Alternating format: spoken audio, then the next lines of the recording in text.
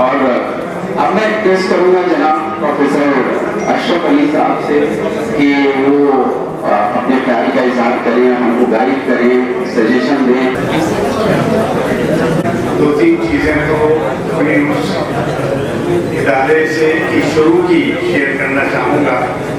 जब 56 में मैंने ज्वाइन किया मुझे हकीकत में सोचने में तो हैरत की बात है कि 56 वाली चीज़ें अभी भी याद होंगी, लेकिन ये भी हकीकत है कि उस वक्त की चीज़ें ज़्यादा याद हैं जो पिछले हफ्ते हुई थी वो कम याद। उसकी वजह भी यही है कि वो इतनी अहम थी और अहम चली आ रही है क्योंकि वो हमारे लिए बुनियाद बन गई और हमारी इमारत जो आज खड़ी है वो उसी बुनियाद पर कायम। तो इसलिए वो चीज़ें अभी याद हैं। मैंने 56 में मिंटो सर्किल उन दिनों बच्चा स्कूल कहलाता था, मुझे नहीं पता क्या कहलाता है। तो बच्चा स्कूल में मैंने सेकेंड क्लास में एडमिशन लिया था। खालदा मैडम मेरी एडमिस्ट्रेस थी, खालदा मैडम, और बाकी बहुत ही लगन और मोहब्बत से हम लोगों को पढ़ाया जाता। एक चीज़ जो नुमाया थी वहाँ पर वो थी वो करिकुलर एक्टिविटीज़ की खासकर सिर्फ किताबों पर या ब्लैक बोर्ड का इस्तेमाल नहीं होता था, क्योंकि हर हफ्ते कोई ना कोई एक्टिविटी ऐसी होती थी तो हम लोग के लिए नई लर्निंग होती थी। मिसाल के तौर पर हर जुमे को हाफ डे क्लासेस होती थी और सेकेंड हाफ में जलसा कहलाता था। जलसा होता था जिसमें कॉम्पिटिशन, स्टोरी टेलिंग कॉम्पिटिशन और इस तरह की बहुत सी ऐसे राइटिंग कॉम्पिटिशन, तो इस तरह की चीज़ें होती थी। स्कूल बच्चे स्कूल से निकलकर हम लोग सीनियर स्कूल में आए।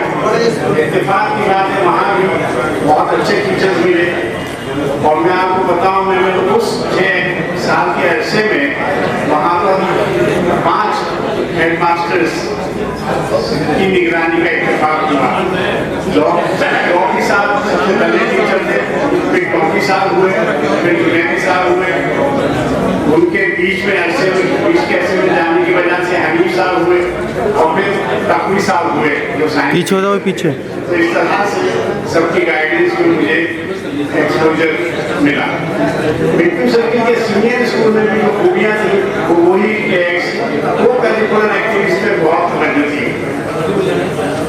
सलीम साहब ने इस ग्रुप पे फोटो शेयर भी किया था कि हम लोग की को बाकायदा मिनिस्ट्रीज दी जाती थी, हम अपनी मिनिस्ट्रीज का बजट में ये सब चीज़ें हम शेयर करते थे। एक और चीज़ नुमाया होती थी, पता नहीं अब है या नहीं, वॉइस कोड, जो बच्चे इस तरह की शरारत करते थे जिसमें स्कूल टीचर के अलावा किसी की तरफ से शिकायत आई, माली की आ गई, पीएम की आ गई शिकायत किसी बच्चे को लेकर, तो वो वॉइस कोड पे कैसे जाते थे, तो वो वॉइस कोड उसको सजा मुकर्रर करती थी। वो सजा किस तरह की होती थी कि स्कूल के बाद 1 घंटा रुककर उसे 3 पेजेस लिखने हैं, या अगर माली से शिकायत है तो उसे माली की हेल्प करनी है 3 दिन जाकर क्यारी में पौधे वगैरह पानी वगैरह दे। तो इस तरह की होता क्या था कि ये 2 curricular activities actually personality building में बहुत काम आती थी। हम अलावा किताब के इतना कुछ इधर उधर से सीखते थे जो किताब फिर सप्लीमेंट्री हो जाती थी। इसलिए मैं यही कहना चाहूँगा कि उस वक्त इस तरह की चीज़ें थी और वो शायद मुमकिन इसलिए था कि शायद उस वक्त सिलेबस और किताबें इतनी हैवी नहीं होती थी जितनी आज है। मैं आज अगर टीचर चाहे भी तो शायद ये सब चीज़ें हो सकता है उतनी इफेक्टिवली ना कर सके, क्योंकि सिलेबस खत्म करना ही उसकी सबसे बड़ी जिम्मेदारी हो जाती है। वो कहना चाहूँगा कि मकसद जलील साहब ने बताया कि इस मकसद से है कि हम किस तरह से मेंटोरियल्स अपने स्कूल को और फर्दर सपोर्ट कर सकते हैं, बेहतर से बेहतर बनाने में मदद कर सकते हैं। तो उसके लिए मैं ध्यान में कोऑर्डिनेशन की जरूरत देगी।